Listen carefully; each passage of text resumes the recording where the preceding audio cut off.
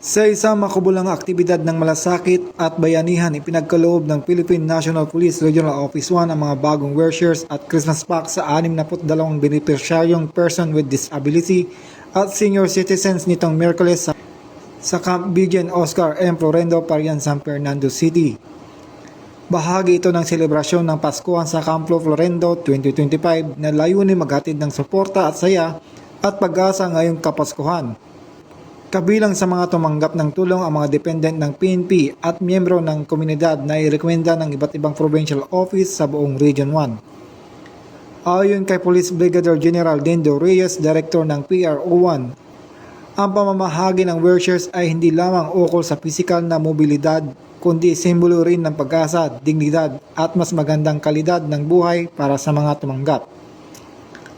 Sa pamamagitan ng programang ito, muling pinatunayan ng PNP PRO1 ang kanilang dedikasyon sa komunidad at ang kahalagahan ng pagbibigay tuon sa kapakanan ng mga sektor na higit na nangangailangan ngayong panahon ng Kapaskuhan. Mula dito sa Ilocos Region, ako ang inyong PNN Correspondent, Force Master Sergeant Marvin J. Romero, alagad ng batas, taga-taguyod ng Balitang Pulis.